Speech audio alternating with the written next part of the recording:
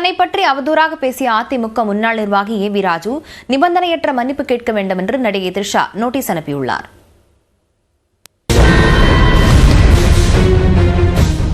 சேலம் மேற்கு ஒன்றிய அதிமுக செயலாளராக இருந்த ஏவி ராஜு அளித்த பேட்டி ஒன்றில் கூவத்தூர் விவகாரத்தில் நடிகை த்ரிஷாவை தொடர்புபடுத்தி சர்ச்சைக்குரிய வகையில் பேசியிருந்தார்.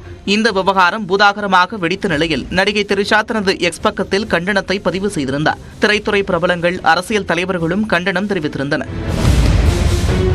இந்நிலையில் ஏவி ராஜுவுக்கு த்ரிஷா வக்கீல் நோட்டீஸ் ஒன்றை அனுப்பியுள்ளார். அதில் ஏவி ராஜு நிபந்தனையற்ற மன்னிப்பு கேட்பதோடு மட்டுமல்லாமல் அதனை 5 லட்சம் பிரதிகளுக்கு மேல் அச்சிடப்படும் தமிழ் மற்றும் ஆங்கில நாளிதழ்களில் வெளியிட வேண்டும் என்று கூறியுள்ளார். அதேபோல யூடியூப் மற்றும் சமூக வலைதளங்களிலும் அதனை பதிவேற்றம் செய்ய வேண்டும் என்றும் த்ரிஷா தெரிவித்துள்ளார். தன்னை பற்றி அவதூறாக பேசிய வீடியோவை அனைத்து சமூக வலைதளங்களிலிருந்தும் தனது சொந்த செலவில் ஏவி ராஜு நீக்கம் செய்ய வேண்டும் என்றும் குறிப்பிட்டுள்ளார். அவ்வாறு தவறும் பட்சத்தில் ஏவி ராஜு மீது உரிமையியல் மற்றும் குற்றவியல் நடவடிக்கை எடுக்கப்படும் என்றும் குறிப்பிட்டுள்ள த்ரிஷா, பத்திரிகை, ஊடகம், சமூக வலைதளங்கள் என அனைத்திலும் தன்னை பற்றி எந்த வகையிலும் பேசக்கூடாது என்றும் கூறியுள்ளார். இதனிடையே கோவையில் செய்தியாளர்களிடம் பேசிய பாஜக மாநில தலைவர் அண்ணாமலை, சகோதரி த்ரிஷா குறித்து அவதூறாக பேசியவர்கள் மீது காவல்துறை கடும் நடவடிக்கை எடுக்க வேண்டும் என்றும் வலியுறுத்தினார். சகோதரியை பற்றி, தாய்மாரை பற்றி என்ன பேசினாலும் கூட அது தவறு. அது குறிப்பா தமிழ்நாட்டில் இந்த 6 மாசமா பார்க்கிறோம். திரும்ப திரும்ப அந்த சகோதரி த்ரிஷா அவர்களை பற்றி 2-3 நபர்கள் இது போல கருத்து சொல்லியிருக்காங்க.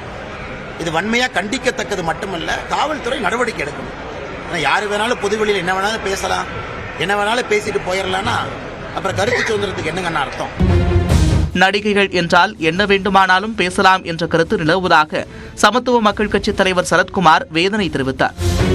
சாஃப்ட் டார்கெட் அப்படின்னு சொல்லுவாங்க. நடிகர்களே சாஃப்ட் டார்கெட், என்ன வேணால் சொல்லிக்கலாம். அவங்களை பற்றி நாக்கருக்கு ஏதாச்சும் சொல்லிட்டு போயிடுறது. அதில் இன்னொரு வருத்தமான செய்தி என்னவென்றால், அதை அவங்க சொன்னவங்க மறுப்பாங்க. அது ஒரு செய்தி.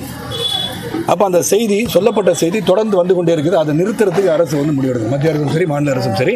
அது யூடியூப்பில் போட்டு அவர் சொன்னாங்க, ஆனால் இல்லைன்னு இப்போ சொல்லியிருக்காங்கன்னா, சொன்னாங்க என்ன சொன்னாங்கன்னு சொல்லி கேட்க வைக்கிறதில்ல. அதே தவறு நான் நினைக்கிறேன். இதனிடையே த்ரிஷா குறித்த அவதூறு பேச்சுக்கு திரைப்பட இயக்குநர் கௌதம் மேனனும் கண்டனம் தெரிவித்துள்ளார். சென்னையில் நடைபெற்ற நிகழ்ச்சி ஒன்றில் பேசிய அவர், பெண்களை பற்றி யார் தவறாக பேசினாலும் தவறுதான் என்றார்.